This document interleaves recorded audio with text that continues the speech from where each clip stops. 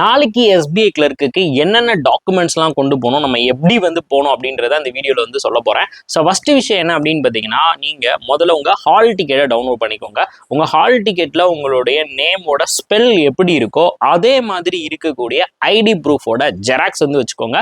அந்த ID ப்ரூஃபோட original காப்பியும் நீங்கள் கண்டிப்பாக வச்சுக்கணும். அதே மாதிரி பார்த்தீங்கன்னா 3ல் இருந்து 4 ஃபோட்டோ, பாஸ்போர்ட் சைஸ் ஃபோட்டோ கண்டிப்பாக நீங்கள் எடுத்துகிட்டு போங்க. ஏன்னா ஒன்று ஹால் டிக்கெட்டில் ஓட்டணும், உள்ளே பார்த்தீங்கன்னா எக்ஸ்ட்ரா ஒன்று கூட கேட்கலாம். அதனால நீங்கள் 4 பாஸ்போர்ட் சைஸ் ஃபோட்டோ கையில் வச்சுக்கணும். அதே மாதிரி இப்போ உங்கள் ஸ்லாட் டைம் பார்த்தீங்கன்னா காலையில் 8 மணிக்கு அப்படின்னா நீங்கள் ஒரு அரை மணி நேரத்துக்கு முன்னாடியே அந்த எக்ஸாம் சென்டரில் இருக்கிற மாதிரி நீங்கள் பிளான் பண்ணிக்கோங்க. ஸோ அதுக்கப்புறம் அங்கே போயிட்டு நீங்கள் ரிலாக்ஸ்டாக உள்ளே போய்க்கலாம்.